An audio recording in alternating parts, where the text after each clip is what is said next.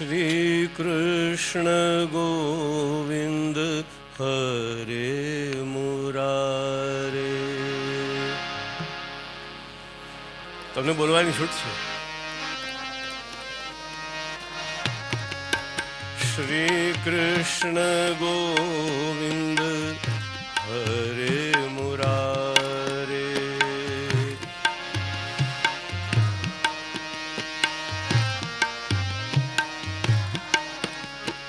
શ્રી કૃષ્ણ ગોવિંદ હરે મુરારે.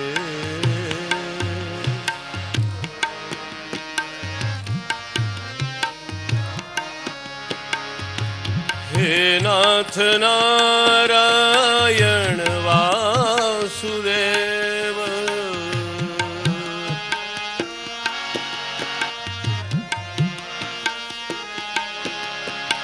હે નાથ નારાયણ વાસુદેવ.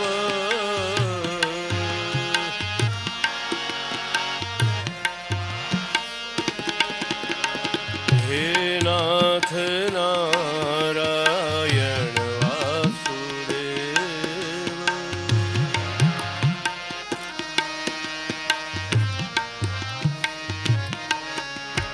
હે નાથ નારાયણ વાસુદેવ.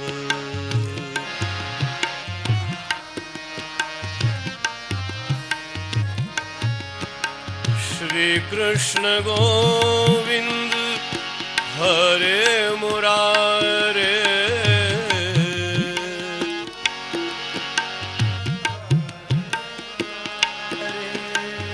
શ્રી કૃષ્ણ ગોવિંદ હરે મુરારે.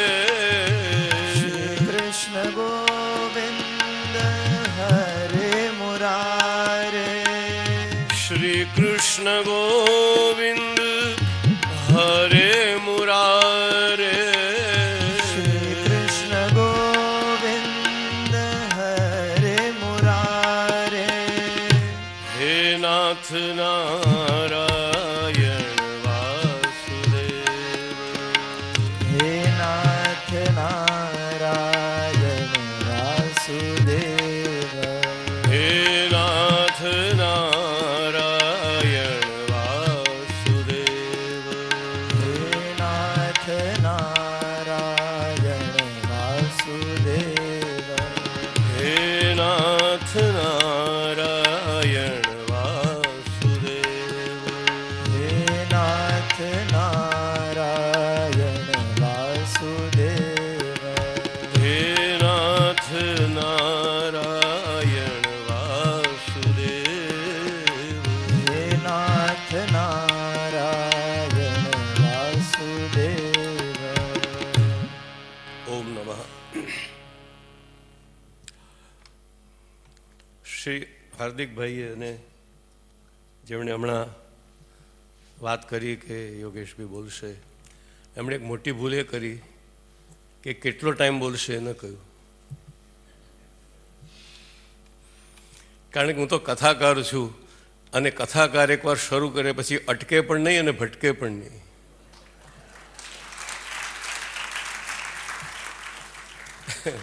એટલે લગભગ 1 કલાક એમાં સંકીર્તનને ન ગણશો.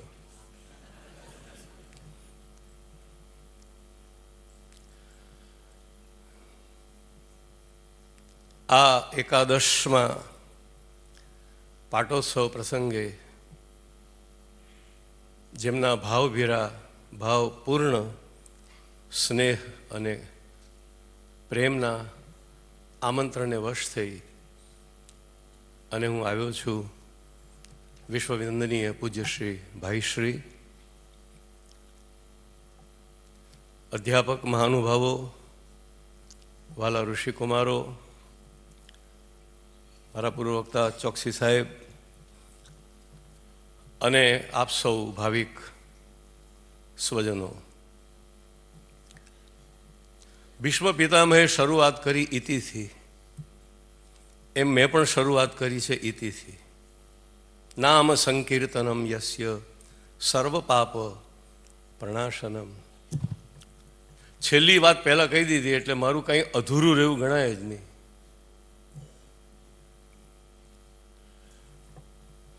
વિષય છે શ્રીમદ ભાગવતનું તાત્પર્ય. તાત્પર્યની સાથે હું મહિમા,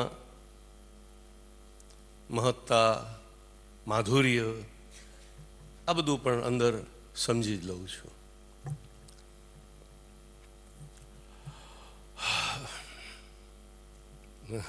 એક કલાકમાં કેટલું કહેવું, પણ છતાં આપ તો બધા સૂત્રોને પણ સમજો છો. નારદ પંચરાત્રનો વિષય તો એક જુદો છે, પણ એનો એક શ્લોક ભક્તિ માર્ગના બધા જ આચાર્યોએ અત્યંત આદરપૂર્વક સ્વીકાર્યો, પુરસ્કાર્યો. શ્રીમદ શંકરાચાર્યજી હોય, શ્રીમદ વલ્ભાચાર્યજી હોય, ઘણીવાર આશ્ચર્ય પણ થાય છે કે આ શ્લોક નારદ પંચરાત્રમાં ક્યાંથી આવ્યો. મહાત્મ જ્ઞાન પૂર્વસ્તુ સુદૃઢ સર્વતોધિક સ્નેહો ભક્તિ રીતિ પ્રોક્ત તયા મુક્તિર ન ચાન્યથા. અર્થ સમજાવવું, કારણ કે ભાવિકજનો પણ બેઠા છે, બધાને કદાચ સંસ્કૃતનો બહુ ખ્યાલ ન હોય. એટલે ભક્તિ એટલે સ્નેહ, ભગવાનમાં સ્નેહ. સતીર દેવાદિ વિષય ભગવાનમાં સ્નેહ એટલે ભક્તિ. એ ભક્તિના 3 વિશેષણો નારદજીએ મૂક્યા. ભક્તિ એટલે કે સ્નેહ. સ્નેહ મહાત્મ જ્ઞાનપૂર્વક હોવો જોઈએ, એક વાત. સ્નેહ સુદૃઢ હોવો જોઈએ, એ બીજી વાત. અને સ્નેહ સર્વાધિક હોવો જોઈએ, એ ત્રીજી વાત. ભગવાનમાં મહાત્મ્ય જ્ઞાન પૂર્વક, અહીંયા પૂર્વક શબ્દ એ મહત્વનો છે. એ સ્નેહ દેખાદેખીથી જન્મેલો ન હોય, અથવા કોઈ અણસમજથી પ્રગટેલો ન હોય. એ મહાત્મા જ્ઞાનનું પરિણામ હોય, અથવા મહાત્મા જ્ઞાનની પૂર્વ ભૂમિકા સિદ્ધ થયા પછી એનો વારો આવે. તો મહાત્મા જ્ઞાન પૂર્વસ્તુ, અને આ તુકાર પણ મહત્વનો છે. મહાત્મા જ્ઞાન પૂર્વસ્તુ, ગુજરાતી સમજાવું છું. ભગવાનના મહાત્મ્યનું જેને પૂર્વે જ્ઞાન થયું છે એવા ભક્તનો સુદૃઢ અને સૌથી અધિક સ્નેહ શ્રી કૃષ્ણમાં, શ્રી રામમાં, એ છોડો, ઈશ્વરમાં, પરમાત્મામાં, ભગવાનમાં, એને ભક્તિ કહેવાય. પછી આગલું જે વાક્ય છે કદાચ આપણા માટે કામનું ન પણ હોય, તયા મુક્તિર ન ચાન્યથા, અથવા મુક્તિનો અર્થ પણ ભક્તિ માર્ગી રીતે થયો છે. શ્રીમદ વલ્ભાચાર્ય જે ચતુશ્લોકીમાં 4થો શ્લોક કયો એ મુક્તિ જ છે. વૃતરાસુર ચતુશ્લોકીનો 4થો શ્લોક એ પણ મુક્તિ જ છે. મુક્તિનો અર્થ એવો પણ નથી કે જન્મ મરણની પરંપરા પૂરી થઈ ગઈ એટલે મોક્ષ થયો.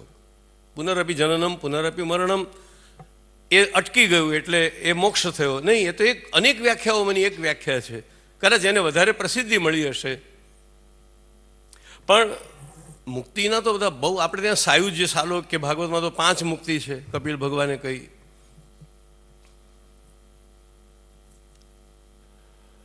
ભક્તિ માર્ગીય મુક્તિ એ જો લઈએ તો સારી વાત છે કે મહાત્મ જ્ઞાનપૂર્વક સ્નેહ સુદૃઢ અને સર્વથી અધિક હોય તો એનાથી ભક્તિ માર્ગીય મુક્તિ મળે, બીજા કોઈ પ્રકારથી ન મળે. આ એક એવું અદ્ભુત વચન છે, વાક્ય છે, શ્લોક છે, કારિકા છે કે જેનો ભક્તિ માર્ગના આચાર્યોએ, મહાનુભાવોએ, ઇવન વેદાંતમાં પણ ખૂબ આદરપૂર્વક આની વ્યાખ્યા થઈ અને અનેક વાર આને પ્રમાણ તરીકે પણ લેવામાં આવ્યું. જન્માદ્યસ્ય યતોન્વયાદી ઉપરની વ્યાખ્યામાં પણ શ્રીમદ વલ્ભાચાર્યજીએ આ કારિકાને પ્રમાણ તરીકે મૂકી. જન્માદ્યસ્ય યતોન્વયાદિ તરત, એ છે મહાત્મ જ્ઞાન. કયું સત્ય કે જેનું તમે ધ્યાન કરવા માંગો છો? તો કે જેણે આ બધાનું સર્જન કર્યું, જેની અંદર આ બધું રહેલું છે, જેની અંદર આ બધાનો લય છે. અને ભગવાનની બે મહાન શક્તિ, ક્રિયાશક્તિ અને જ્ઞાન શક્તિ, એનો પરિચય ન થાય ત્યાં સુધી મહાત્મ જ્ઞાન નહીં થાય. અને એટલા માટે ભગવાનની ક્રિયાશક્તિ જન્માદ્યસ્ય યતઃમાં કહ્યું, અને તેને બ્રહ્મ હૃદય આદિ કવે, ત્યાં ભગવાનની જ્ઞાન શક્તિની વાત આવી. એટલે જે ભક્તને, જે ભાવિકને ભગવાનના ક્રિયાશક્તિના જ્ઞાન, ક્રિયાશક્તિ એટલે સર્વશક્તિમાન, કરતું અકર્તું અન્યથા કરતું, જેને ભગવાનની ક્રિયાશક્તિનું પણ પૂર્ણ જ્ઞાન થયું છે, અને જેને ભગવાનની જ્ઞાન શક્તિ એટલે કે સર્વજ્ઞ હોવું. આમ થોડુંક ઊંડા ઉતરીએ ને તો ભગવાન માટે સર્વજ્ઞ શબ્દ પણ ઠીક નથી. આ નીકળી ગયો એટલે જરા હું પાછો એને બ્રેક મારું છું. સર્વજ્ઞનો અર્થ છે જે બધું જાણે છે. ભગવાન જાણકાર નથી, ભગવાન જ્ઞાન છે, ભગવાન જ્ઞાની નથી. કદાચ આપણી પાસે છૂટકો ન હોય તો આપણે બોલવું પડે સર્વજ્ઞ, જેમ સર્વશક્તિમાન કહીએ એમ આપણે સર્વજ્ઞ બોલવું પડે. પણ સર્વજ્ઞનો અર્થ તો એ છે સર્વમ જાનાતિ. ભગવાન જાણતો નથી, ભગવાન જ્ઞાન છે. ઐશ્વર્ય, વીર્ય, યશ્રી, જ્ઞાન, વૈરાગ્ય, ભગવાન તો પોતે જ્ઞાન છે. અને જે જ્ઞાન છે એને માટે કહેવાની જરૂર નથી કે બધું જાણે છે. પણ કેટલીક વાર ન છૂટકે આપણે કહીએ છીએ ને ઘડો ખાલી છે. હવે ઘડો છે એ બોલીએ તો સાચું છે, પણ ઘડો ખાલી છે. ખાલી પાછળ છે તો બોલવું જ પડ્યું. શૂન્યતાને પણ આપણે પૂરેપૂરી સ્વીકારી નથી શકતા, કારણ કે કશું શૂન્ય નથી. મને આજે હર્ષિતે પણ બહુ હર્ષિત કર્યો. એણે બ્લેક હોલની વાત કરી.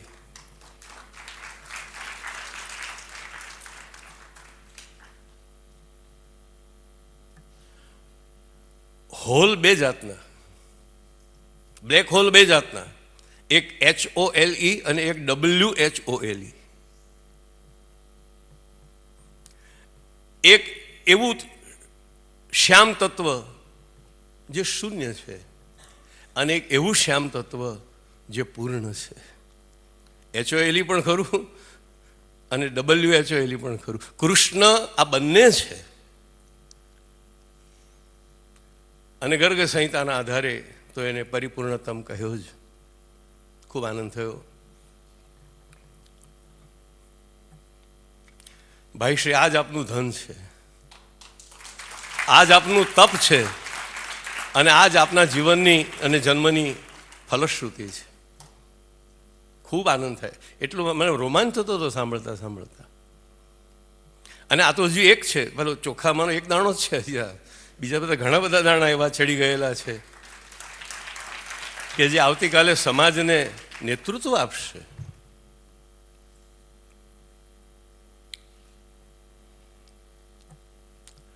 મહાત્મ જ્ઞાન પૂર્વસ્તુ સુદૃઢ સર્વતોધિક સ્નેહો ભક્તિ રીતિ પ્રોક્ત તયા મુક્તિર ન ચાન્યથા. તો શ્રીમદ ભાગવતનું તાત્પર્ય આ છે કે ભગવાનમાં ભક્તિ થવી. ભાગવતનું ફલ છે ભક્તિ.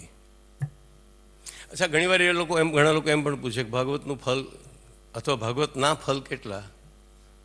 મહાપ્રભુજીએ પરીક્ષિતને ધ્યાનમાં રાખીને ભાગવતના 5 ફલ ગણાવ્યા. પહેલું ફલ નિર્ભયત્વ. અને જો સુખદેવજીએ પણ શરૂઆત નિર્ભયત્વથી જ કરી છે. ગત સાધ્વસ અંતકાલે આગતે તો પુરુષ ગત સાધ્વસ. મૃત્યુનો ભય નીકળી જાય એ જ અક્લિષ્ટ ભાવે કૃષ્ણને ભજી શકે. ભયથી કરેલું ભજન કોઈ ભજન છે? આ ક્યાં ફલિત થયું? ભગવંત તક્ષકાદિભ્યો મૃત્યુભ્યો ન બિભેમ્યહમ. किसी भी रूप में आ जाए हम तैयार है. અમે થોડુંક આમ આડ વાર્તા પેલી ટિપ્પણી મૂકીએ ને એવી રીતે ટિપ્પણી મૂકીને કહું કે ઘણીવાર, અને મને એક જણાએ પ્રશ્ન પણ પૂછેલો કે કથા અમૃત છે, તમે વાર ઘડીએ બોલો છો, તો પરીક્ષિત રાજાને તો છેલ્લે મૃત્યુ થયું. તક્ષક આવ્યો છે, દંશ દીધો છે, રાજાનું મૃત્યુ તો થયું, અને વારંવાર કહેવાય છે કથા અમૃત, કથા અમૃત, કથા અમૃત.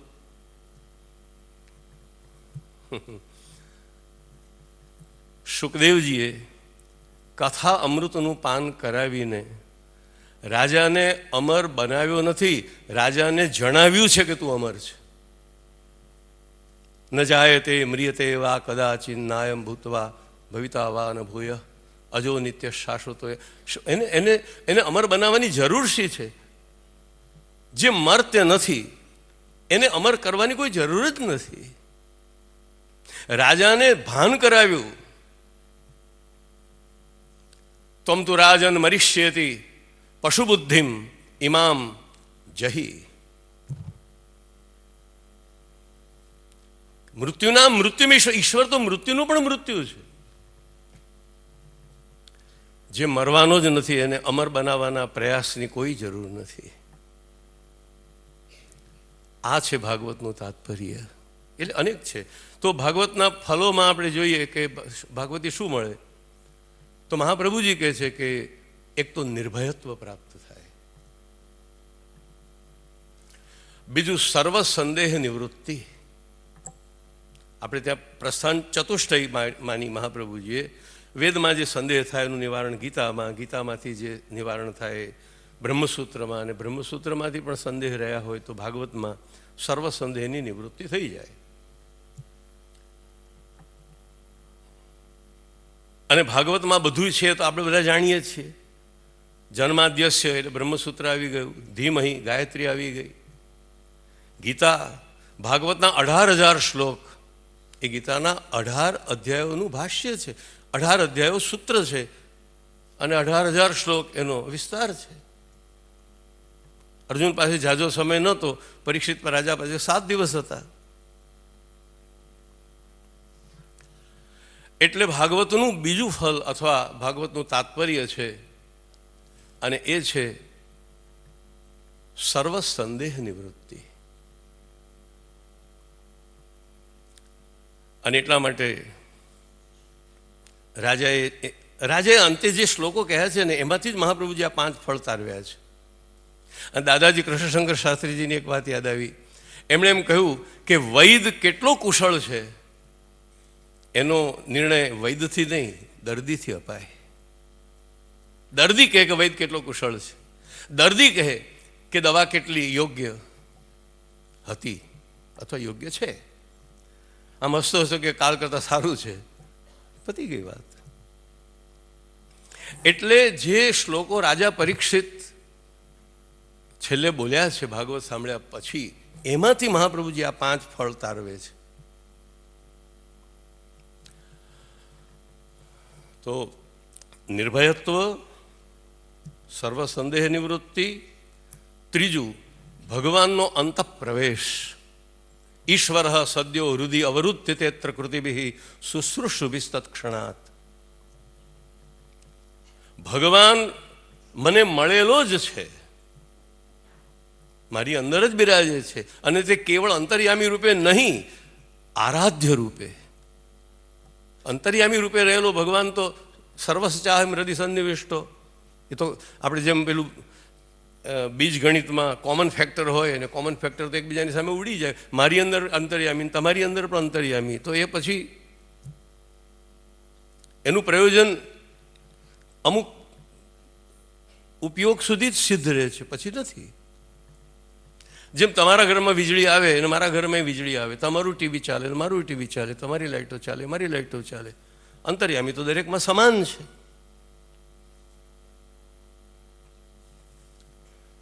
હૃદયમાં મમ હૃદય કંજ નિવાસ કરું એ અંતર્યામી માટે નથી, આરાધ્ય માટે છે. પેલો નિરાકાર નહીં, શિર મુકુટ કુંડલ તિલક ચારુ, એને માટે મહાપ્રભુજી કે નમામી હૃદય શેષે લીલા ક્ષીરાબ્દિશાયીનમ. એ અંતર્યામીની વાત નથી, પણ હૃદયની શેષ શૈયા ઉપર નિરંતર પોઢેલા. અને અહીંયા પોઢવાનો અર્થ નિરંતર સ્થિતિ થાય છે. પોઢી જવું એટલે સૂઈ જવું નથી. નમામી હૃદય શેષે, શેષ શૈયા ઉપર નિરંતર જેની સ્થિતિ છે. કારણ કે સૂતેલો માણસ ગતિ નથી કરતો, એટલે જે નિરંતર રહે છે. તો ભાગવતનું ત્રીજું ફલ છે ભગવાનનો હૃદયમાં ભક્તો જે રીતે અનુભવ કરે છે એવો ભાવાત્મક પોતાના પ્રિયતમ રૂપે, આરાધ્ય રૂપે, ઈષ્ટ રૂપે અનુભવ થવો. અને એ જ અનુભવના આધારે જ વ્રજની ગોપીઓ ઉદ્ધવને પણ જે કહેવું એ કહી શકે છે. ઉધો તુમ ભોરે પાતી લેકર દોરે. જે અમારા હૃદયમાં બિરાજે છે એનો સંદેશો તારે કોઈ સંદેશ વાહક તરફ થઈને આપવાનો છે? જરાય નહીં. શ્રીમદ ભાગવતનું ચોથું તાત્પર્ય મહાપ્રભુજી કહે છે કૃપા. કારણ કે રામ કૃપા બિન સુલભ ન સોઈ, ત્યાં સુધી તે મળે જ નહીં. જ્યાં સુધી કૃપા ન થાય ત્યાં સુધી ભાગવત ન મળે. દેવાનામાં બી દુર્લભ આપણે જાણીએ છીએ. કૃપા સાધન પણ છે અને કૃપા ફલ પણ છે. કૃપાથી કૃપા મળે. ભક્ત્યા સંજાતયા ભક્ત્યાની જેમ. અચ્છા, તો એ પણ ફલ છે કે ભગવાનનો અંતઃકરણમાં અનુભવ થાય, ભગવાનની કૃપા થાય. અને કૃપા ન થઈ હોત, મને કેટલી બધી વસ્તુમાં કૃપાના એટલા સ્પષ્ટ દર્શન થાય છે. જો પહેલી વાત, રાજા પરીક્ષિતને જે શ્રાપ લાગ્યો એ કૃપા નથી તો શું છે? હું મારી દરેક કથામાં કહું છું કે જો રાજાને આ શ્રાપ ના લાગ્યો તો રાજાનું મૃત્યુ રોગોથી, એક અત્યંત વૃદ્ધ માનવી, જે આપણું બધું વર્ણન આપણે સાંભળીએ છીએ એવા ક્લેશથી કદાચ સામાન્ય મૃત્યુ પામ્યો હોત. એ રીતે રાજાનું મૃત્યુ થયું હોત. રોગ હોત, આજુબાજુ વૈદ્ય હોત, કડવા એના ઔષધિયા પીવડાવતા હોત, કુટુંબીઓ આક્રંદ કરતા હોત. એક વ્યક્તિને અંતકાળે વૈરાગ્ય મળે અને ગુરુમ મુનિનામ, સાક્ષાત વૈરાગ્યનો અવતાર એવા ભગવાન શિવના અંશ શુકદેવ મળે, ગંગાનો તટ મળે, અનેક ઋષિઓની ઉપસ્થિતિ મળે અને ભૂમિ ઉપર પહેલી વાર ભાગવતનું અવતરણ મળે. એને શાપનું પરિણામ કહો કે વરદાન કહો. આ શાપ ને વરદાનની ચર્ચાઓ જ્યારે બહુ ચાલે છે ને ત્યારે હું તેમને એક વાત કહી દઉં કે જેણે પ્રભુ સાથે થોડો પણ સંબંધ બાંધ્યો છે એને આ જગતમાં દુર્વાસા તો શું, સ્વયં ઈશ્વર પણ શાપ આપવા માટે સમર્થ નથી. અને કદાચ કોઈ શાપ ફેંકશે, હું પેલા છોકરાઓ રમે છે ને જોઉં છું, ફૂલ હોય છે ને વચ્ચે, એક ફૂલ આમથી નાખો ને એટલે સામે જતા સાથે આખું કન્વર્ટ થઈ જાય, ઊંધું થઈ જાય છે. જે લોકોનો થોડોક પણ સંબંધ ભગવાન સાથે છે ને એની તરફ કદાચ છૂટ્યા હશે ત્યારે શાપ છૂટ્યા હશે, પણ એમના સુધી પહોંચ્યા હશે ત્યારે તો એ વરદાન થઈને જ પહોંચ્યા છે. અને આ વાત મને ગર્ગ સંહિતામાંથી પણ મળી કે કેટલાય લોકોને શાપ લાગ્યો હતો. પણ શાપ લાગ્યો તો છોડો, શાપના પરિણામે મળ્યા તો કૃષ્ણને.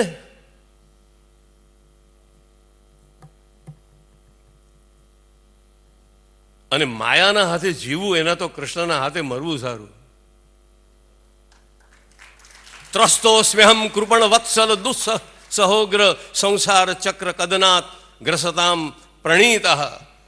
ભગવાન નરસિંહે પૂછ્યું, બેટા આ બધા મારાથી ડરે છે, તને ડર ન લાગ્યો? પ્રહલાદ હસ્યો કે મહારાજ, સિંહનો ડર આખા વનને લાગે પણ સિંહનો ડર સિંહના બચ્ચાઓને ના લાગે. અને ખરેખર બાપ આવે ત્યારે તો સિંહના બચ્ચા ગેલમાં આવી જાય કે કંઈક લઈને આવ્યો હશે. બધાને ડર લાગે. બ્રહ્મા ડરી ગયા, શિવજી ડરી ગયા, લક્ષ્મી ડરી ગયા, ઇન્દ્ર ડરી ગયા, ઋષિઓ ડરી ગયા, બધા ડરી ગયા. નાહમ બિભેમ યજિતતેતિ ભયાનકાસ્ય તમે ભયાનક લાગો છો, પણ તમે ભયાનક નથી. ભક્તાનામ અભયંકર. તમારો ભય શેનો? તો કૃપાની એક વ્યાખ્યા હું આ કરું છું કે તમારા તરફ કોઈ શાપ છોડે, એ શાપ તમારા સુધી પહોંચે ત્યાં સુધીમાં વરદાન બની ગયો હોય. આ કૃપા છે. આના ઉદાહરણ બહુ અપાય, પણ આપણે એટલો સમય નથી. અને પછી છેલ્લું તત્વ છે પરમ પ્રેમ. ભાગવતના 5 ફળોમાં છેલ્લું ફળ છે જે રાજા પરીક્ષિતને પણ પ્રાપ્ત થયું, અને એ છે પરમ પ્રેમ. પ્રેમ અને ભક્તિ એ બે કોઈ જુદા શબ્દો નથી. આપણે હમણાં ચર્ચા કરી ગયા કે પ્રેમ કહો તો એક વાત છે, ભગવાન સાથેનો પ્રેમ એ જ ભક્તિ. મહાપ્રભુજી એવું માને છે કે ભાગવતની જે 10વિધ લીલાઓ છે, અત્ર સર્ગો વિસર્ગશ્ચ સ્થાન પોષણ મુતય મન્વંતરેશાનું કથા નિરોધો મુક્તિરાશ, એમાંની જે 5 લીલા પહેલી છે એ અન્વયાત્મક છે. સર્ગ વિસર્ગ સ્થાન પોષણ અને ઉતિ. અને પછીની જે 5 લીલાઓ છે એ વ્યતિરેકાત્મક છે. બીજા શબ્દોમાં પહેલી 5 લીલાઓ મહાત્મ જ્ઞાન માટે છે, અને પછીની 5 લીલાઓ સ્નેહ જગાડવા માટે છે. જરાક વધારે સરળ પડે એટલા માટે આ બેને જુદા પાડી દઈએ, મહાત્મ જ્ઞાન અને સ્નેહ. અને થોડા જુદાઈ છે ખરા. હા, હું એક સવાલ પૂછું, તમે એવી કલ્પના કરી શકો કે દેવકી હાથમાં લાકડી લઈને યશોદા જેમ દોડ્યા હતા તેમ કૃષ્ણને મારવા દોડી શકે?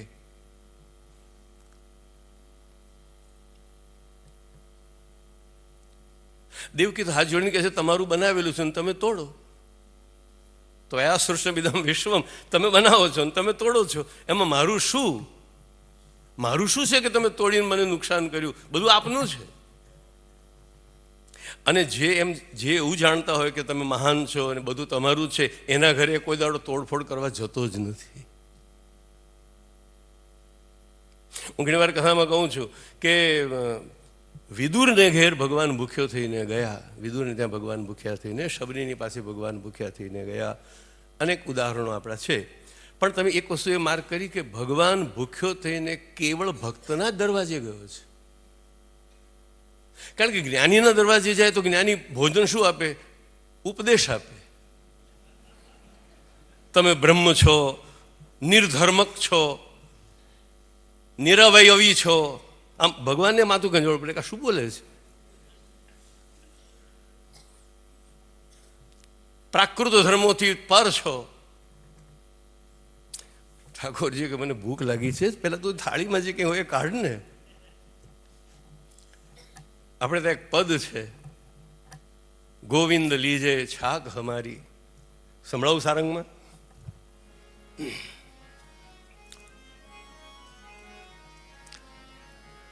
ગોવિંદ લીજે છાક તિહારી, ભઈ બડી બેર બેઠી મગ ચિતવત. એક ગોપી ભગવાનનું મધ્યાહન ભોજન છાક લઈને આવી છે. છાક આપણે ભાત કે ભાતું કે ને, ભાત મોટે ભાગે ભાત કહેતા.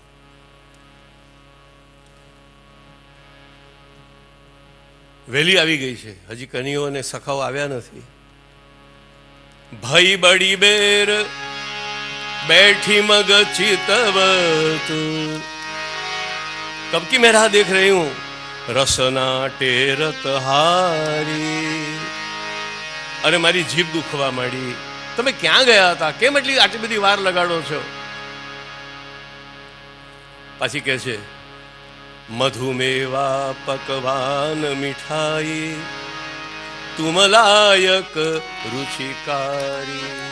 એ લાલા, તને જે ભાવે છે ને બધું લાવીશું. મધુ મેવા પકવાન મીઠાઈ. સાંભળો, આનો જવાબ શ્રી કૃષ્ણ શું આપે છે?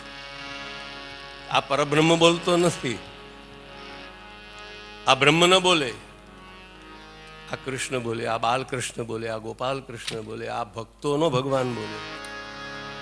કીની ભલી તુમ આઈ ગોપીજન, ચતુર્ભુજદાસનું પદ છે આ. કીની ભલી તુમ આઈ ગોપીજન. આગલા શબ્દો સાંભળો. ભૂખ લાગી અતિ ભારી. હવે ત્યાં પેલા બધા વેદાંતના વાક્યો ન લાવશો, અભોક્તા ને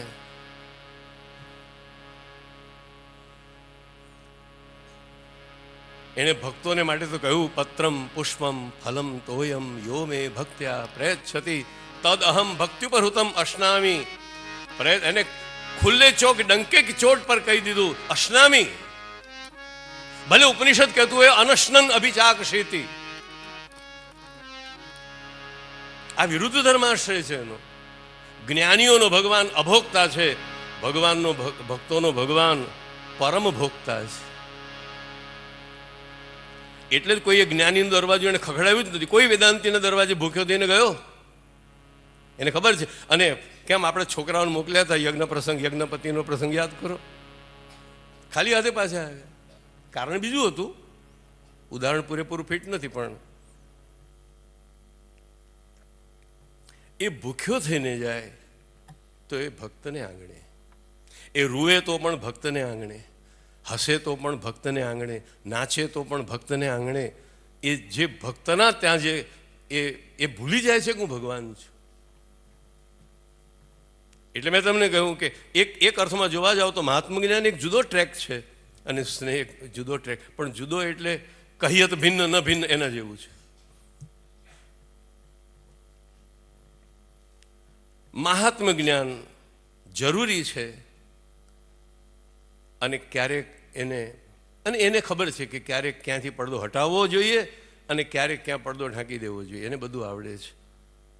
સર્વસ્ય ચાહમ હૃદય સન્નિવિષ્ટ મત્ત સ્મૃતિર જ્ઞાનમ અપોહનમ ચ. ક્યારેક કંઈક દેખાડી દેવું ને ક્યારેક પાછું ભૂલાવી દેવું, ક્યારેક ક્યાંય ઢાંકી દેવું, ક્યારેક ખોલી નાખવું, એ બધું અર્થેશ અભિજ્ઞ એ બધી રીતે કુશળ છે. એને ખબર છે ક્યાં શું કરવું. તો ભગવાન માં મહાત્મ જ્ઞાન પૂર્વિકા પ્રીતિ રતિ ભાવ એ ભક્તિ છે. હવે મહાત્મ જ્ઞાન ક્યાંથી મળે અને સ્નેહ કઈ રીતે મળે? ભાગવતમાં બંને મળશે, પણ એને જરા સ્પષ્ટ સમજીએ. મહાત્મ જ્ઞાન મળે છે ભગવાનના સામર્થ્યને જાણવાથી. ફરીથી વલ્લભાચાર્યજીનું ઉદાહરણ લઈએ. પ્રભુ સર્વ સમર્થો હિ. અચ્છા, એના કરતાં આ વધારે સારું પડશે. સર્વેશ્વરશ્ચ સર્વાત્મા નિજે છાતક કરીષ્યતિ. આ બે શબ્દો મહાપ્રભુજી સાથે બાજુ બાજુ મૂકે છે. સર્વેશ્વર અને સર્વાત્મા. ભક્તિ કરનારા એ બધાએ આ બે સૂત્રો, આ બે શબ્દો અને બે શબ્દોનો સંબંધ, નિકટ હોવાનો સંબંધ, કદાચ એને દ્વંદ્વ સમાસમાં ગણી લો તો વાંધો નથી, એ યાદ રાખવા જેવો છે. ઈશ્વર કોણ? કૃષ્ણ કોણ? રામ કોણ? શિવ કોણ? સર્વેશ્વર અને સર્વાત્મા. ન એકલો સર્વેશ્વર, ન એકલો સર્વાત્મા.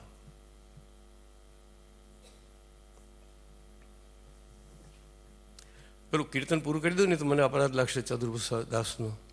પાછી વાતમાં નીકળી જઈએ આગળ. તો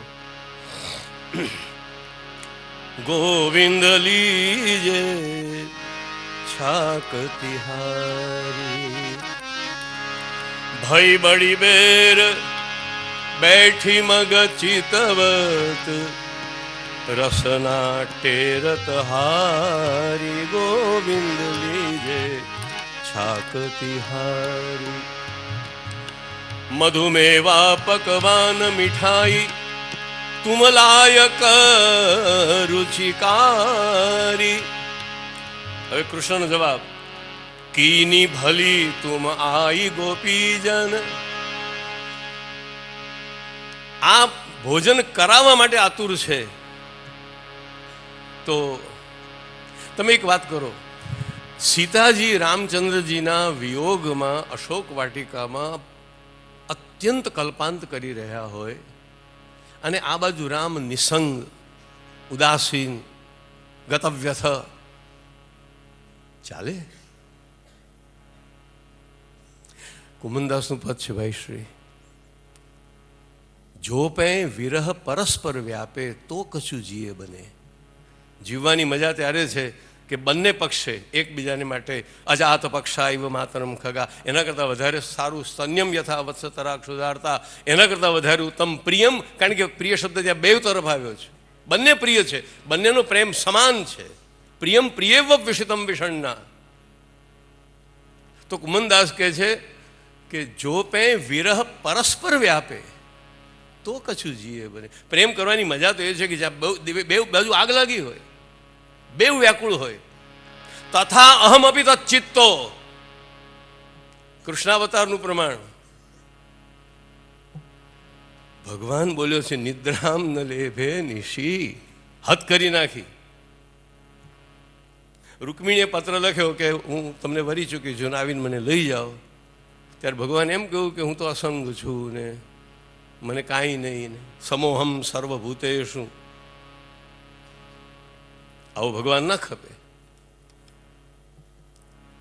એને જવાબ શું મોકલાવ્યો છે કૃષ્ણે કે જાઓ જઈને કહેજો કે કેટલી રાતથી મને પણ ઊંઘ નથી આવતી, કે ક્યારે તારો સંદેશો આવે, ક્યારે સંદેશો. આ જ પ્રેમ કરવા લાયક છે. પછી એ રામના રૂપમાં આવ્યો હોય તો એ વાંધો નહીં, ને કૃષ્ણના રૂપમાં આવ્યો હોય તો એ વાંધો નહીં. રામનો વિલાપ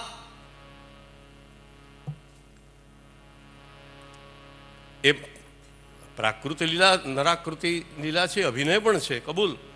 પણ સાથે સાથે એ વાત પણ સાચી છે કે સીતાજી જો રામના વિના વ્યાકુળ હોય, વ્યાકુળ શું એમ આમ પરાણે પ્રાણ ટકાવી રાખ્યા હોય, તો રામ સ્વસ્થ કેમ હોઈ શકે? વ્રજ ભક્તો વ્યાકુળ હોય, એ તો કથા બહુ ગવાઈ વ્રજ ભક્તોની વ્યાકુળતાની. કૃષ્ણની કથા કદાચ ગમે તે કારણથી પણ સુખદેવજીએ ન કરી. આપણે જીજીએ તો પદ લખ્યું છે કે કૃષ્ણની વ્યથા કોણે જાણે. રાધાની વ્યથા તો બહુ જ બધાએ જાણી, કૃષ્ણની વ્યથા કોણે જાણી? એક ક્યારેક ઉદ્ધવને વળી થોડીક ક્ષણો એવી મળી ગઈ,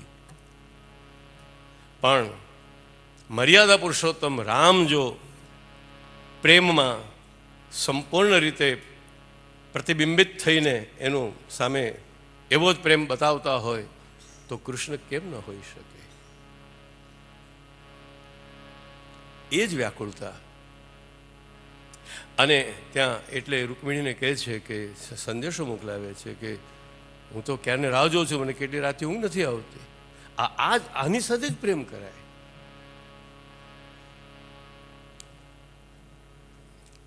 અને આવું ન કરે ને ભાઈશ્રી તો એનું એક વાક્ય ખોટું પડે.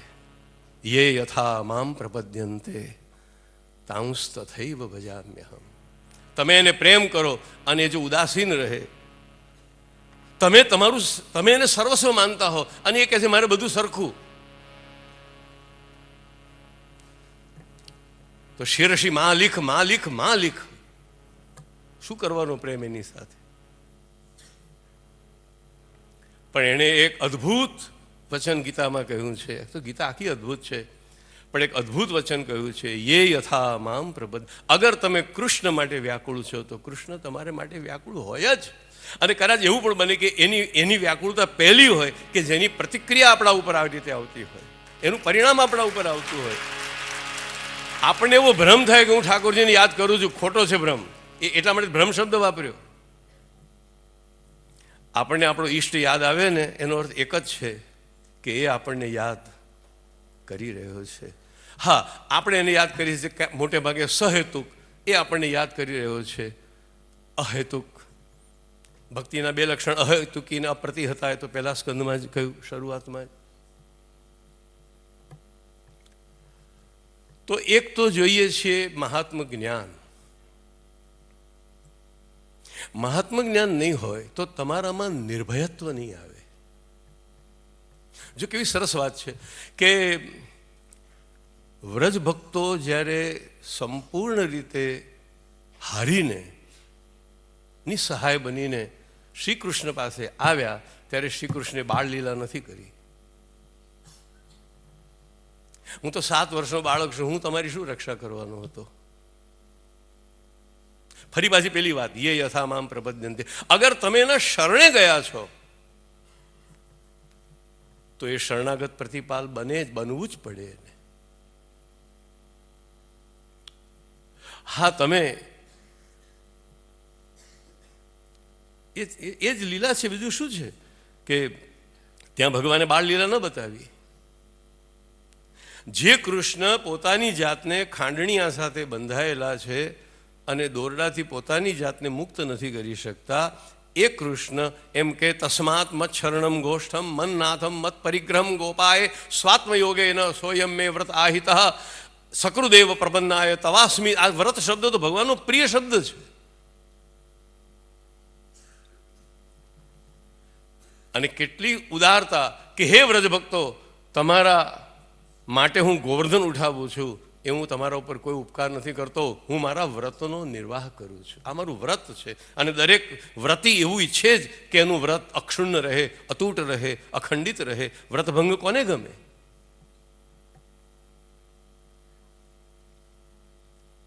અને દુનિયા ન જાણતી હોય તો આપણા મનને અંદરથી તો ખટકો આવે ને કે મારું આજે મારું ઉપવાસ કરો તો મેં ભૂલથી ખાઈ લીધું. દુનિયાને ખબર ન પડે, પણ મારું મન તો જાણે ને કે મેં ખાઈ લીધું. વ્રત દરેક વ્રતીને પ્રિય હોય. અને શ્રી કૃષ્ણ શ્રી હરિ વ્રતી છે. શરણાગતિની રક્ષા કરવી એનું વ્રત છે. તો મહાત્મ જ્ઞાન પણ જરૂરી છે. મહાત્મ જ્ઞાનનું પરિણામ છે નિર્ભયત્વ. હું જેને શરણે છું એ સર્વેશ્વર છે. આ બે શબ્દો ફરીથી યાદ રાખવાનું કહું. આગલી થોડી કથા, મારો થોડો પ્રસંગ આ બે શબ્દો ઉપર જ ચાલશે. મહાપ્રભુજીએ આ બે શબ્દો સાથે સાથે મૂક્યા, સર્વેશ્વર અને સર્વાત્મા. સર્વેશ્વર તમને નિર્ભય બનાવે છે.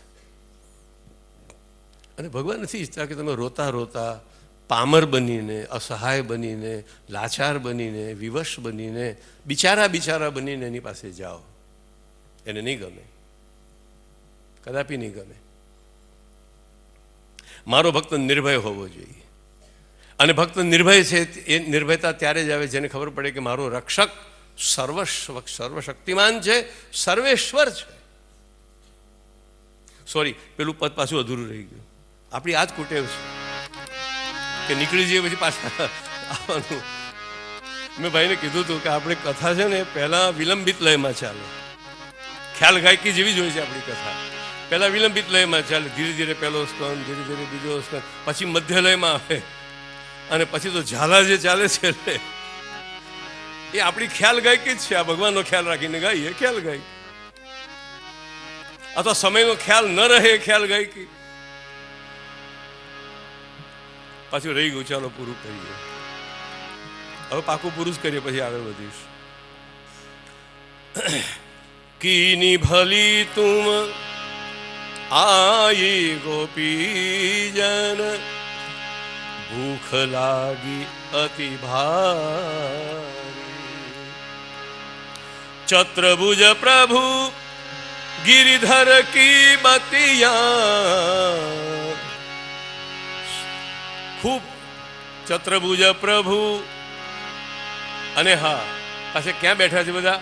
યમુના તીર કદંબ કી છૈયા, યમુના તીર કદંબ કી છૈયા. મંડલ રચના કીની, ચક્રવ્યૂહ પદ્મવ્યૂહની રચના કરી. પદ્મવ્યૂહ. યમુના તીર કદંબ કી છૈયા, મંડલ રચના કીની. ચત્ર પ્રભુ ગિરિધર લાલ તબ, છાક બાંટ સબલીની. એક વસ્તુ તરફ આપનું ધ્યાન દોરું, કૃષ્ણ કદી એકલા ભોજન કરતા નથી. ચોરી કરવા જાય તો સખાઓ સાથે. એને સહનવ ભુનકતું જીવનમાં ઉતાર્યું છે. એણે ઉતાર્યું છે ઈશાવાસ્યનું એ સૂત્ર કે બધા વહેંચીને ખાઓ. તે ન ત્યક્તે ન ભુંજિતા. જો માખણ ચોરી કરવા ગયા છે ત્યારે પણ સખાઓ સાથે છે, દાણ લીલામાં સખાઓ સાથે છે, હોરીમાં સખાઓ સાથે છે, છાક લીલામાં સખાઓ સાથે છે. કાં તો સખા હોય કાં તો સખી હોય, પણ કૃષ્ણ કોઈ દિવસ કોઈને ત્યાં એકલા ખાવા ગયા નથી.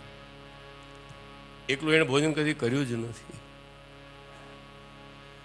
બધાને ખવડાવીને એણે ખાધું છે.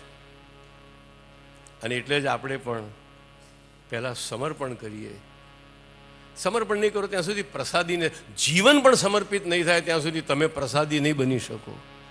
પ્રમાદી બનશો, પ્રસાદી નહીં બની શકો. સમર્પણ સિવાય પ્રસાદી થતી જ નથી. અને એટલા જ માટે આપણે છેલ્લે એણે સમર્પણની જ આજ્ઞા કરી. તો મહાત્મ જ્ઞાન, હવે તો પેલું કીર્તન પૂરું થઈ ગયું. ચતુર્ભુજ પ્રભુ ગિરિધરન લાલ સબ છાક બાંટ સબ લીની, બધું બધાએ બાંટી દીધું, વેચીને આરોગ્ય. દરેક લીલામાં કૃષ્ણ એકલા નથી, સખાઓ સાથે છે. અને બધાને વેચીને જ આરોગ્ય છે.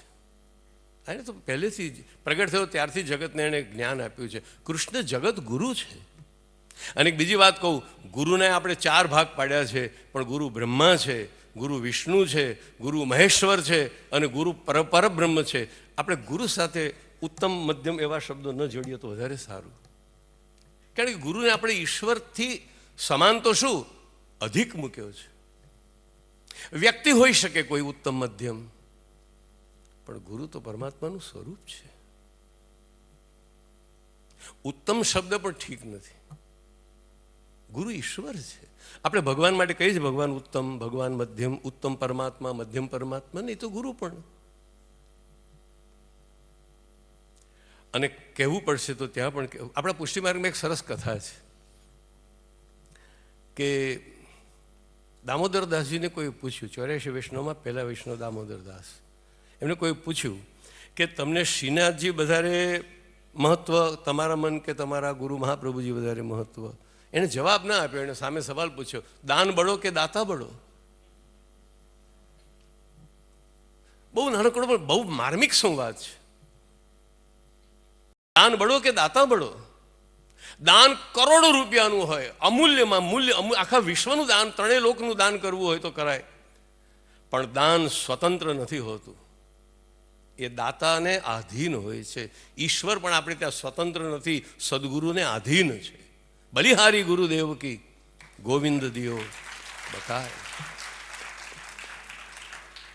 ગુરુ દાતા છે અને ભગવાન દાન છે. દાતાની મરજી હશે. તમે 100 રૂપિયાની નોટ લઈને નીકળ્યા, તે તમારા હાથમાં છે. તમે એને ક્યાં વાપરશો? કોઈ ભૂખ્યા માણસને આપશો, કોઈ બાળકને આપશો, અથવા એમાંથી કંઈક મીઠાઈ લઈને કંઈક પશુઓને, પ્રાણીઓને ખવડાવશો.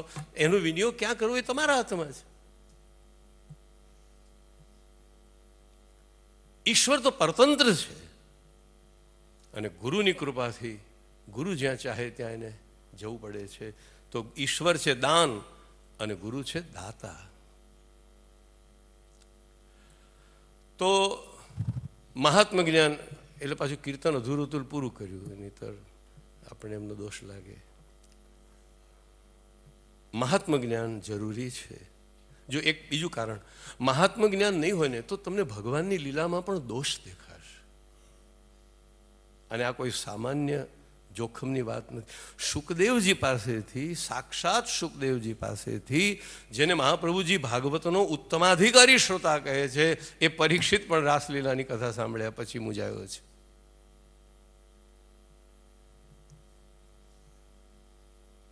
પણ હું કહું, પરીક્ષિતના પક્ષમાં રહીને કહું, ભાઈજી, એ એની નબળાઈ નથી, એ લીલા કરનારનું પરમ કૌશલ્ય છે કે તમે એના પ્રભાવમાં આવી જ જાઓ. રામનું રડવું એ એટલો ઉત્કૃષ્ટ અભિનય છે.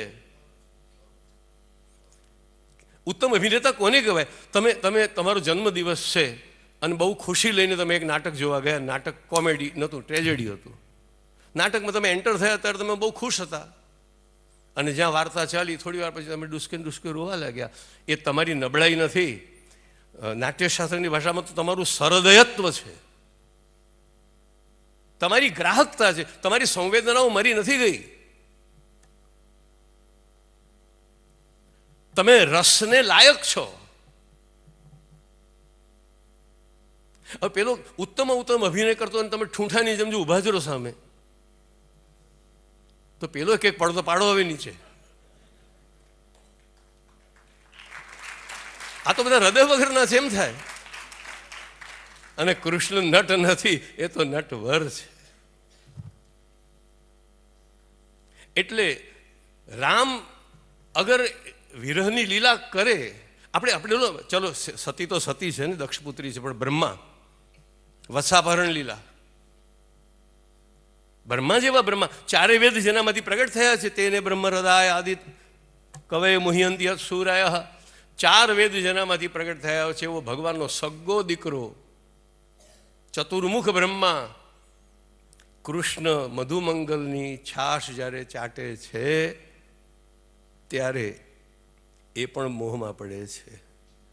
અને જો તમને મોહમાં ન નાખી શકે તો એ મોહન શેનો? આ મોહ શબ્દ ખરાબ છે. હમણાં જ આપણે જોયું વિક્રે તું કામા કિલ ગોપ કન્યા મોહ વસાદવોચત. મોહ શબ્દ જરાય ખરાબ નથી. હા, મોહનમાં હોય તો, મોહનમાં તો મોહ જ હોવો જોઈએ. તો એ બ્રહ્માજીનું અજ્ઞાન નથી, એ બ્રહ્માજીની નબળાઈ નથી, એ બ્રહ્માજીનો પરાજય પણ નથી. હા, શ્રી કૃષ્ણના નાટ્યનો પરમ વિજય છે કે જેની આગળ બ્રહ્મા પણ એકવાર, અને હું તો કહું નાટક જોવા જાઓ તો આવા સંવેદનાવાળા થઈને જ જજો. એ રડાવે તો રડવું જ જોઈએ, એ હસાવે તો હસવું જ જોઈએ, નહીં તો તમે આવ્યા શું કરવા અહીંયા?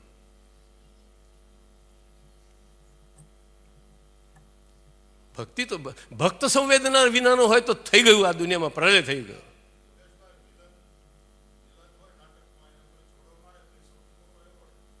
હા, બરાબર, રાઈટ.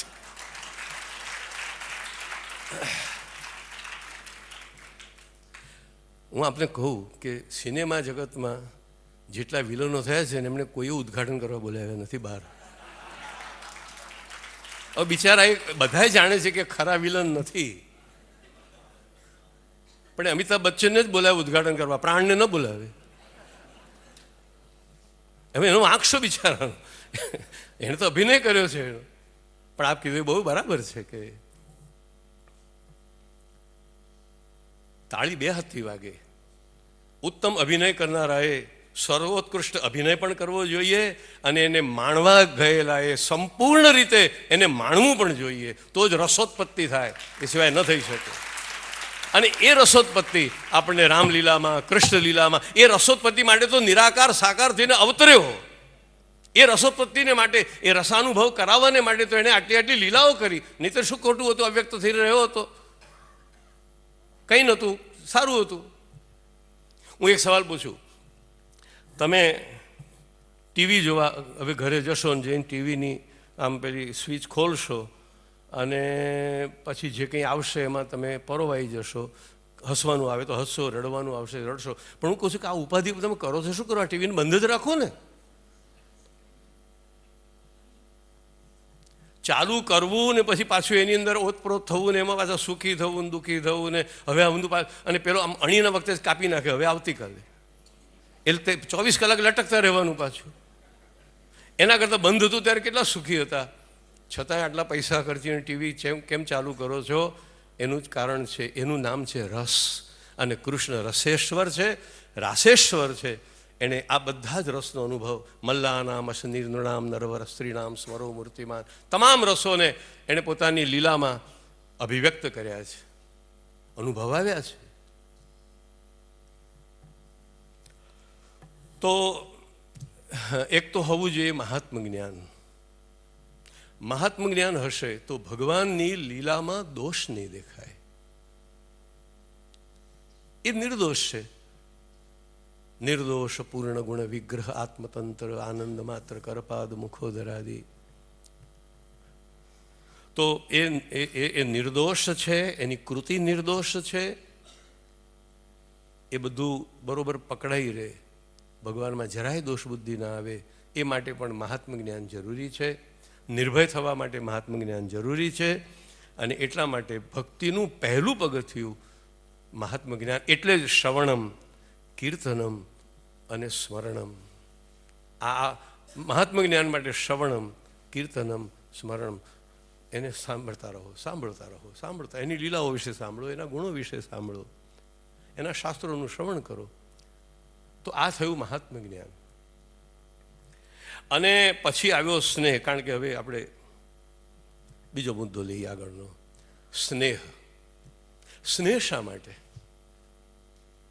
જો આમ વિશેષણ વિશેષણની દ્રષ્ટિએ જોવા જઈએ ને તો સ્નેહના જ વિશેષણો છે. સ્નેહ કેવો હોવો જોઈએ? મહાત્મ જ્ઞાનયુક્ત. સ્નેહ કેવો હોવો જોઈએ? સર્વથી અધિક. સ્નેહ કેવો હોવો જોઈએ? સુદૃઢ. પણ સ્નેહ શા માટે હોવો જોઈએ અને સ્નેહ શાથી થાય? આ બે મુદ્દા ઉપર વિચારીએ. સ્નેહ શા માટે હોવો જોઈએ?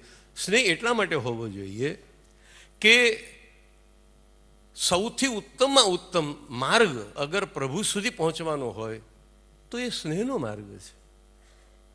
મહાપ્રભુજી તો 4 માર્ગ બતાવ્યા ગીતાના આધારે: કર્મ માર્ગ, જ્ઞાન માર્ગ, ભક્તિ માર્ગ. અને પછી સહેજ આગળ વધીને આપણે જનરલી ભક્તિ અને પ્રેમને જોડી દઈએ છીએ ને, પ્રેમ લક્ષણા ભક્તિ વગેરે કહીને, પણ મહાપ્રભુજીએ તો એક જગ્યાએ સ્પષ્ટ કર્યું કે જ્ઞાન કર્મ માર્ગથી ઉત્તમ યોગ એટલે કે કર્મ માર્ગ, જ્ઞાન માર્ગ, ભક્તિ માર્ગ અને પછી પ્રેમ. એટલે પ્રેમ અને ભક્તિમાં પણ તારતમ્ય છે. એનું એક ઉદાહરણ આપણા શ્રી મહાપ્રભુજીએ જેમને સર્વોત્તમ ભક્ત માન્યા. કોને માન્યા? કૃષ્ણના સર્વોત્તમ ભક્તો કોણ? વૃંદાવનમાં રહેનારા, મથુરામાં રહેનારા, દ્વારકામાં રહેનારા સૌથી ઉત્તમ ભક્તો કોણ? બધામાં વધારે ભક્તિ ખૂબ કોણે કરી? વૃંદાવન વાળા હોય કે બીજા હોય? વ્રજમાં, વૃંદાવનમાં. બરોબર ને? સારું. યથા વ્રજ ગોપિકા નામ, ગોપી પ્રેમ કી ધ્વજા, બધું આપણે બોલીએ છીએ, જાણીએ છીએ. આ વિશ્વમાં ભગવાનના સર્વોત્તમ ભક્તોની પણ એક વાત શ્રી મહાપ્રભુજીને ન ગમી, અને તે ઇન્દ્રનો જ્યારે પ્રકોપ થયો અને કૃષ્ણ કૃષ્ણ મહાભાગ ત્વન્નાથમ ગોકુલમ પ્રભો ત્રાતુમર્હસી દેવાન કુપિતાદ ભક્ત વત્સલ, ત્યારે મહાપ્રભુજી એક સરસ વાક્ય મૂક્યું છે સુબોધનીજીમાં, અને આ વાક્ય ઉપર બહુ મનન કરવા જેવું છે કે મૃત્યુના ભયથી ભયભીત થયેલા વ્રજભક્તોએ સ્નેહ માર્ગ ત્યજીને શરણ માર્ગ સ્વીકાર્યો. જો સ્નેહ માર્ગમાં હોત તો એમણે કૃષ્ણની રક્ષાનો વિચાર કર્યો હોત, કૃષ્ણને રક્ષા કરવા યોગ્ય માન્યા હોત, કૃષ્ણને રક્ષક તરીકે ન જોયા હોત. આ ભેદ છે ભક્તિ અને પ્રેમ વચ્ચેનો. કેમ પૂતનાના પ્રસંગમાં બધા ત્યાં પ્રેમ છે કે લાલાને પેલું ગાયનું પૂંછડું ફેરવ્યું અને બધા પૂતના કવચનો પાઠ કર્યો, ભગવાન રક્ષા કરો, ભગવાન રક્ષા કરો, ભગવાન રક્ષા કરો. તો ભક્તિ અને પ્રેમમાં શું તફાવત? એક જ તફાવત. ભક્તિમાંથી જ્યારે મહાત્મ જ્ઞાન માઇનસ થઈ ગયું અને કેવળ જરાય ત્રાંબુ ન ઉમેર્યું હોય એવું શુદ્ધ સોનું, એટલે પ્રેમ. ત્યાં એ ભક્ત એમ પણ નથી કહેતો કે મારી રક્ષા કરો. ત્યાં ભક્તની આંખમાં આંસુ આવે કે મારે ખાતર 7 દિવસ તારે ગોવર્ધન ઉઠાવવો પડ્યો. અને એ પ્રેમનું પ્રમાણ સુરદાસજીના એક પદમાં છે કે જ્યારે ગોવર્ધન નીચે પધરાવ્યો તો યશોદાએ આવીને સ્તુતિ ન કરી, લાલાના બાવડા દબાવવા માંડ્યા. બેટા, તારો હાથ દુખી ગયો હશે, ભુજન બહોત બલ હોત કન્હૈયા. આ સુરદાસજીનું પદ છે. આપણે આંટી પડી ગઈ ને, ભુજન બહોત બલ હોત. બલ હોત એટલે તારા આમ હિન્દીમાં કહે છે ને બલખાના. લાલા, તારો હાથ દુખતો હશે, લાવન તને દબાવી દઉં. આ સ્નેહ, અને આ સ્નેહનું ઉદાહરણ આપણને વ્રજમાં મળે છે. લાલા, તારો હાથ દુખતો હશે.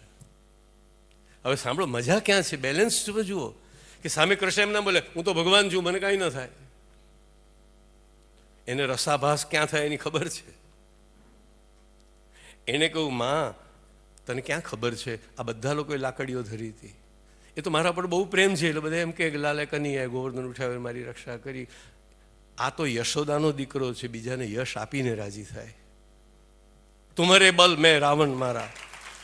રામની પણ એ જ વાત છે.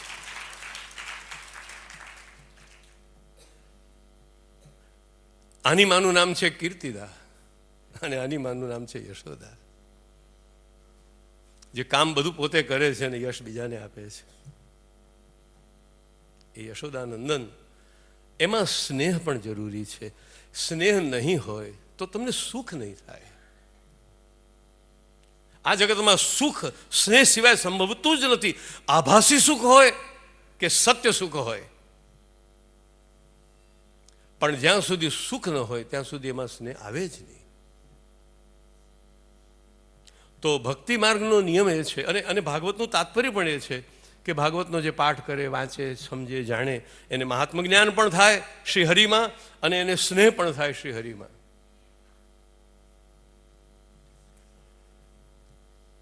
મહાત્મ જ્ઞાન શા માટે મેં તમને કહ્યું, યાદ રહ્યું ને? એક તો યાદ રહ્યું, ભૂલી ગયા. મહાત્મ જ્ઞાન શા માટે હોવું જોઈએ? નિર્ભય થવાય. આવડો મોટો ભગવાન મારા માથે બેઠો છે, મારે શી ચિંતા? હરિને ભજતા હજી કોઈની લાજ જતા નથી જાણી. એ સર્વસમર્થ છે, મારી રક્ષા કરશે. તો મહાત્મ જ્ઞાન નિર્ભય બનાવે, અને મહાત્મ જ્ઞાન આપણી બુદ્ધિને નિર્દોષ બનાવે, કે આપણને ભગવાનમાં કોઈ દોષ ન દેખાય. આમ બીજા બધા બહુ ફાયદા છે, પણ અત્યારે આપણે મુખ્ય વાત કરીએ. અચ્છા, સ્નેહ શા માટે? સ્નેહ એટલા માટે કે સ્નેહ વિના સુખ નથી. સુખની કણિકા પણ નથી, અને સુખનો પહાડ પણ નથી, સુખનો સાગર પણ નથી. સ્નેહ જ સુખ છે. અને ભગવાન સત છે, ચિત્ત છે, અને આનંદ છે. એ સ્નેહનું મૂળ છે. અચ્છા, એ સ્નેહ આવે કેવી રીતે? આ મુદ્દો જરા મહત્વનો છે, ધ્યાનથી સાંભળજો. આ સર્વશક્તિમાન છે એવું જાણવાથી નિર્ભયતા આવી. પણ કેવળ મહાત્મ જ્ઞાન થાય તો જે ભગવાનનો અતિ પ્રિય સખા છે એ અર્જુન પણ વિરાટના દર્શન કર્યા પછી ગીતાના 11મા અધ્યાયમાં ભયભીત છે. જો સ્નેહનું તત્વ થોડુંક નબળું પડી જાય અને કેવળ મહાત્મ જ્ઞાન રહે તો ભગવાનનો ભય લાગે. એટલા માટે યશોદાને 2 વાર બતાવીને પાછું ઢાંકી દીધું. અર્જુને તો આખી પૂર્વ ભૂમિકા કરી, તને આવું દેખાશે, તને આવું દેખાશે, હું તને દિવ્ય ચક્ષુ આપું છું, તું મને જો, એમ કરીને કેટલી બધી પૂર્વ તૈયારી કરી. આવું તું જોશે એને માટે અર્જુનને પૂર્વેથી તૈયાર પણ કર્યો, અને છતાંય અર્જુન ભયભીત છે. સ્વાભાવિક છે. અદૃષ્ટપૂર્વ આવો અનુભવ ક્યારે કર્યો નથી, જોયું નથી. એટલે એકલું મહાત્મ જ્ઞાન ન ચાલે. ભગવાન મહાન છે, મહાન છે, મહાનથી પણ મહાન છે. મહતો મહીયાન અણો રણીયાન. પણ એને બેલેન્સ કરે છે સ્નેહ. ભગવાનનો મહિમા જાણો, સાથે સાથે ભગવાનમાં સ્નેહ પણ કરો. આ સ્નેહ ક્યાંથી આવશે? સ્નેહ આવે છે હંમેશા સંબંધથી. તમારા દીકરા ઉપર, માતાઓને પૂછ્યું, તમારા દીકરા ઉપર તમને આટલો બધો સ્નેહ ક્યારથી શરૂ થયો? જ્યારથી તમારો દીકરો થઈને જન્મ્યો. મહાત્મ જ્ઞાન આવે છે સત્સંગથી, અને સ્નેહ આવે છે સંબંધથી. અને એટલા માટે જ્યાં જ્યાં સ્નેહની વાત આવી ત્યાં ભગવાને સંબંધનો ઉલ્લેખ કર્યો છે. પ્રિયોસી મેં સખા ચેતી રહસ્યમ હે તદદ્ભુતમ. હું તને, તું મારો પ્રિય સખા છે માટે તને કહું છું.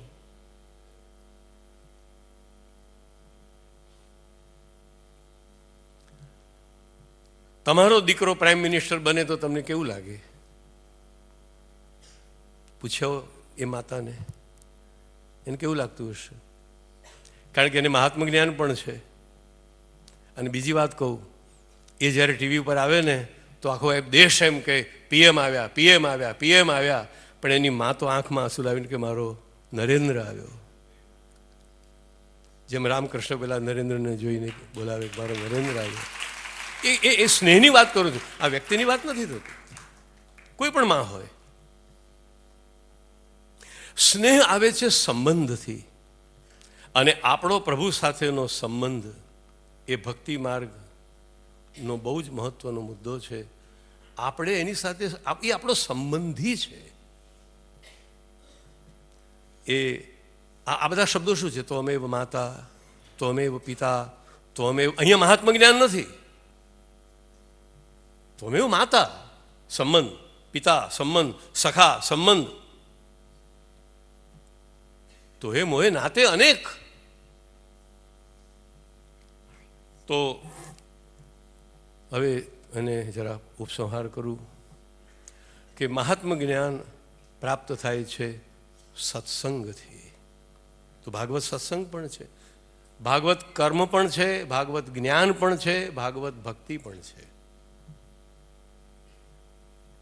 પહેલા 5 ફલ તમે ગણાવી દીધા. ભાગવતના 4 ફલ છે: ધર્મ, અર્થ, કામ અને મોક્ષ, કારણ કે ભગવત સ્વરૂપ છે. ભાગવતના 3 ફલ છે: વિદ્યતે હૃદય ગ્રંથિ, છિદ્યંતે સર્વ સંશયા, ક્ષીયંતે ચાસ્ય કર્માણી. ભાગવતના 3 ફલ છે. ભાગવતના 2 ફલ છે: મુક્તિ કરતલે સ્થિતા પણ છે, અને ભગવાન હૃદયમાં બિરાજે છે એ પણ છે.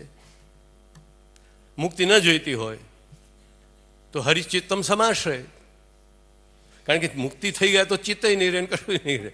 એટલે મુક્તિ જોઈતી હોય એને મુક્તિ કરતલે સ્થિતા, અને મુક્તિ ન જોઈતી હોય, ભક્તિ જોઈતી હોય તો હરિશ્ચિત્તમ સમાશ્રય, તો પ્રભુ એના ચિત્તમાં આવે, હૃદયમાં પધારે. ભાગવતના 2 ફલ છે. ભાગવતનું એક જ ફલ છે, અને તે છે ભક્તિ. યસ્યા વૈશ્વએ માળાયમ કૃષ્ણે પરમ પુરુષે ભક્તિરુત્પદ્યતે પુંસા શોક મોહ ભયાપહા. તો ભાગવતનું એક જ ફલ છે, ભક્તિ. અને છેલ્લે કહું, ભાગવતનું કોઈ ફલ નથી, કારણ કે સ્વયમેવ ફલ છે. નિગમ કલ્પતરોર ગલિતમ ફલમ. આવું શ્રીમદ ભાગવત. અને આ કેવળ ભાગવતના ભાઈશ્રી 3-4 મિનિટ લઉં એક વાત કરવા માટે. સાન્તાક્રુઝમાં થોડા વર્ષો પહેલાં મારી કથા હતી. આ ધ્યાનથી સાંભળજો. અને આ કથા, આ પ્રસંગ માત્ર યોગેશભાઈ શાસ્ત્રીનો નથી, ભાગવતના તમામ વક્તાઓનો આ પ્રસંગ છે, માટે કહું છું. સાન્તાક્રુઝમાં મારી એક કથા હતી. કથાના 3-4 દિવસે મેં પૂછ્યું કે તમે આ કથા, કારણ કે એમણે કોઈના પેલા ફોટોગ્રાફ વગેરે મૂક્યા નહોતા વડીલોના, એટલે મેં પૂછ્યું કે આ કથા તમે કેમ કરાવો છો? તો એમણે એમ કહ્યું કે ભગવાનનો આભાર માનવા માટે. મને જરા કુતૂહલ થયું. મેં કહું ભગવાનનો આભાર માનવા માટે એટલે શું? મને કે શાસ્ત્રીજી સાંભળો, થોડા વર્ષો પહેલાં મને ધંધામાં બહુ જ મોટું નુકસાન થયું હતું. પત્નીના દાગીના પણ વેચાઈ ગયા, બધું વેચાઈ ગયું હતું. હું સાવ હારી ગયો હતો, અને એક દિવસ મેં નક્કી કર્યું કે હું દરિયામાં જઈને ડૂબી મરું, આત્મહત્યા કરું. અને આ નિર્ણય લઈને હું ઘરેથી નીકળ્યો. પણ મારા ઘરેથી હું દરિયા કિનારે જાઉં મુંબઈમાં, ત્યાં વચ્ચે પૂજ્યપાદ બ્રહ્મલીન શ્રી ડોંગરેજી મહારાજશ્રીની કથા ચાલતી હતી. આ ભાઈને એમ થયું કે અમે મરી જવું છે ને, તો લાવું થોડી વાર ભગવાનનું નામ સાંભળીને પછી મરીએ તો કંઈક આપણી દુર્ગતિ ના થાય. એ તો જઈને બેઠા. અને પછી કોણ જાણે તે દિવસે કથા એવી ચાલી. કથા તો એવી જ હોય, આપણું ઠેકાણું નથી હોતું. બાકી કથા તો બધી કથા હરિને હરિના ગુણગાનમાં ક્યાં ભેદ છે કોઈ? કથામાં એવું કંઈક આવ્યું કે આ ભાઈનું આમ ડામાડોળ થઈ ગયેલું મન, વ્યાકુળ થઈ ગયેલું મન પાછું શાંત થયું. નિરાશા હતી, એમાંથી આશા બંધાઈ, અને ઘરે પાછા આવ્યા. થોડોક સમય જવા દીધો, લોકોને પાછી પૈસા ઉછીના લીધા, પાછો ધંધો શરૂ કર્યો. મને એમને એમ કહ્યું, આજે મારે ત્યાં મારી 3 દુકાનો છે, 3 મોટા મોટા ફ્લેટ છે, છોકરાઓ બધા બહુ સુખી છે. એક દિવસ અમને એવો વિચાર આવ્યો કે મને બચાવ્યો કોણે? કથાએ, સત્સંગે, ભાગવત કથાએ. કથા ભાગવત કે રામાયણ હોય એનો કંઈ ફરક નથી પડતો. મને કથાએ બચાવ્યો, સત્સંગે બચાવ્યો. તો ચલો ને આપણે ભગવાનનો આભાર માનવા માટે આપણે એક કથા કરાવીએ. અને આગળનું વાક્ય ધ્યાનથી સાંભળજો. ખરી વાત હવે આવે છે, જે મારા કાળજે કોતરાઈ ગઈ. એણે એમ કહ્યું કે કોઈકે બેસાડેલી પૂજ્ય ડોંગરે મહારાજની કથાએ જો મારા પ્રાણ બચાવ્યા, તો હું કથા એવી ન કરાવું કે મારા જેવો કોઈ નિરાશ હારેલો માનવી ગમે ત્યાં હોય ત્યાંથી અજાણ્યો કોઈ માનવી આવીને બેસે અને મૃત્યુમાં અમૃતમ ગમય, કથા મૃત્યુમાંથી અમૃતમાં લઈ જાય છે.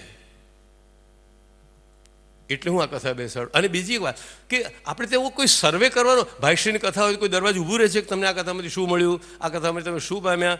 મોરારી બાપુની કથા હોય કે દાદાજીની કથા હોય, આપણે ત્યાં પ્રકાર નથી સર્વે કરવાનો, કારણ કે સર્વેત્ર સુખી ન સંતુ. આપણે કોઈ પ્રકાર નથી, કોઈ પૂછવા નથી જતા કે તને આમનું શું ફળ મળ્યું, સમાજને જણાવીને શું કામ છે.